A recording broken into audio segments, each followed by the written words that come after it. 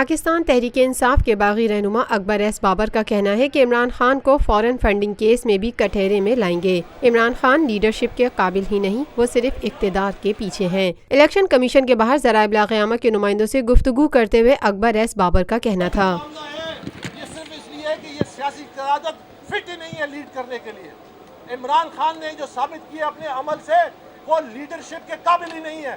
اگر وہ لیڈرشپ کے قابل ہوتا تو وہ اس راستے پہ چلتا جس راستے پہ ہم نے 2011 اکتوبر میں پاکستان تحریک انصاف کو ایک مقبول ترین جماعت بنایا تھا۔ وہ جماعت اس لیے بنایا تھا کہ ہم تبدیلی لانا چاہتے تھے۔ آخر میں آپ سے صرف یہ ایک علامہ اقبال کا ایک جملہ آپ کے سامنے رکھتا ہوں کہ علامہ اقبال نے کیوں یہ کہا، اور اس بات کی میں وضاحت کر دوں کہ عمران خان ایک سیاسی لیڈر ہے۔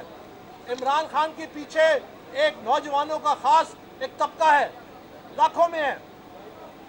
اگر ایک سیاسی لیڈر جس کی فالوئنگ ہو، اگر وہ سنجیدہ سوچ سمجھ کے اداروں کے بارے میں زبان نہیں استعمال کرے گا تو ان لوگوں کے اوپر یہ تاثر ملے گا کہ پاکستان میں کوئی ادارہ نہیں ہے۔ انارکی اور کیوس کی طرف ہم جاتے ہیں۔ ہمیں ذمہ دارانہ سوچ رکھنی چاہیے۔ ہمیں اپنے بیانات کو سوچ سمجھ کے، ایک ذمہ دار سیاسی لیڈر کا یہ فرض ہے کہ وہ جب پبلک میں جاتا ہے، جس کے پیچھے نوجوان ہیں اور لوگ ہیں جو اسے تاثر لیتے ہیں، تو ہمیں بڑی ذمہ داری سے اپنے بیانات دینے چاہیے۔ عمران خان کو کڑی تنقید کا نشانہ بناتے ہوئے اکبر ایس بابر نے مزید کہا، اگر آپ کی سوچ ناپختہ ہے تو پھر آپ کی آزادی اختیار جو ہے، جو آزادی کا بیان کرنے کا جو اختیار ہے، وہ انسان کو حیوان بنا دیتا ہے۔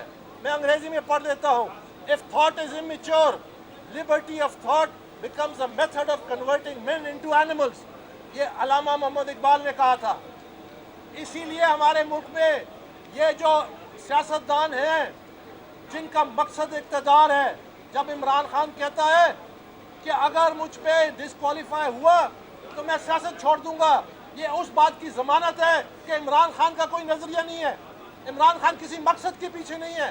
عمران خان صرف اقتدار کے پیچھے ہے، اور اقتدار کے حصول کے لیے وہ یہ تمام یہ جو اس وقت کر رہا ہے، اداروں کو تباہ کر رہا ہے، بلیک میل کرنے کی کوشش کرتا ہے، یہ اس کا شاخسانہ ہے۔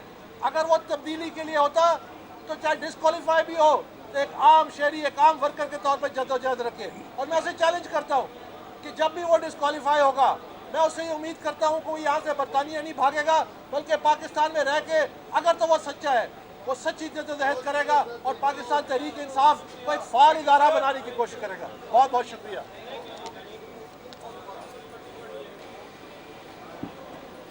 Lotus Lake Towers, a groundbreaking endeavor by Lotus Properties.